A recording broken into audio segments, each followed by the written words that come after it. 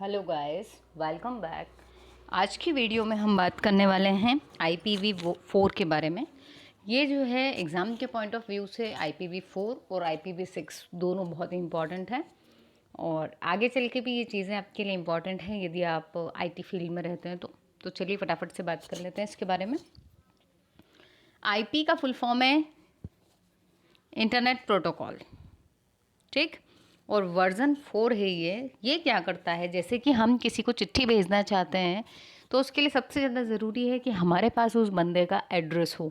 यदि एड्रेस नहीं होगा तो हम उसको अपनी चिट्ठी या अपना मैसेज नहीं भेज पाएंगे।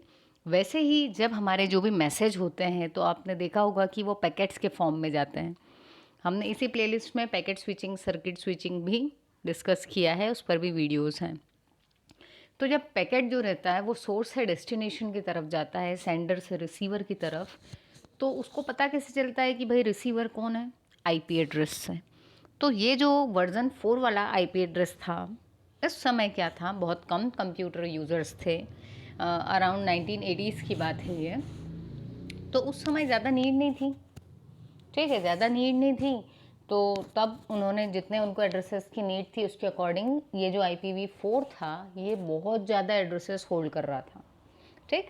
तो इसकी यदि हम एड्रेस रेंज की बात करें तो ये है 32 बिट इंटीजर्स को होल्ड करता है। 32 बिट का एड्रेस होता है इसके उसमें, ठीक है। और वो किस में रहता है, कौन सा फॉर्मेट?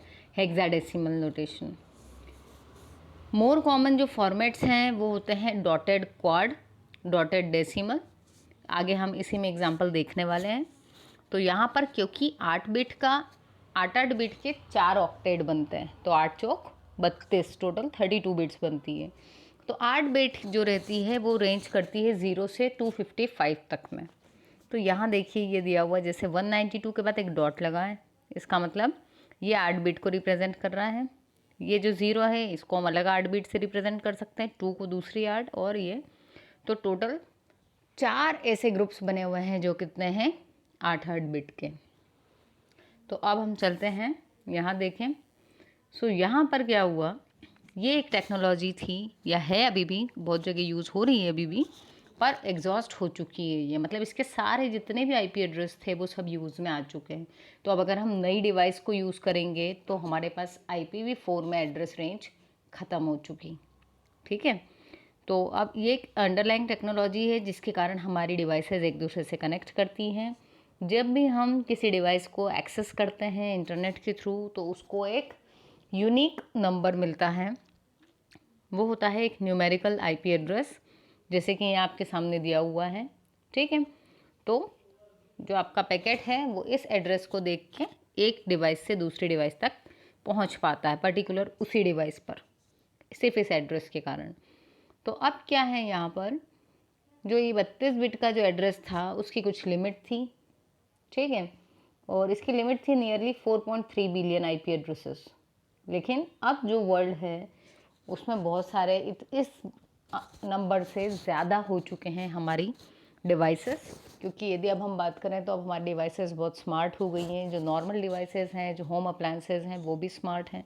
उसमें भी कहीं ना कहीं आईपी एड्रेस की नीड है। कहीं वो कुछ मैसेज भेज रहे हैं, कहीं जीपीएस से कनेक्टेड हैं, कुछ सेंसर्स लगे हुए हैं, तो इसलिए जो नीड है वो बढ़ चुकी हैं। तो ये जो था आईपी एड्रेस का डॉटेड, ये देखो ये डेसिमल वाला है और इस डेसिमल के इक्विवेलेंट यहाँ पर बिट्स में है। तो यदि आप देखोगे तो टोटल 8 बिट के 4 ग्रुप हैं और ये ओवरऑल 32 बिट या फिर 4 बाइट्स का इसमें एड्रेस होता है। तो ये था हमारा IPv4।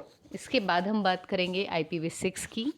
तो IPv4 का जो हेडर है यदि आप उसको भी पढ़ ले एग्ज़ाम के पॉइंट ऑफ व्यू से तो वो भी काफ़ी इंपॉर्टेंट है, लेकिन टाइम क्योंकि कम बचा है इसलिए हमने ये शॉर्ट में आपको एक्सप्लेन किया है।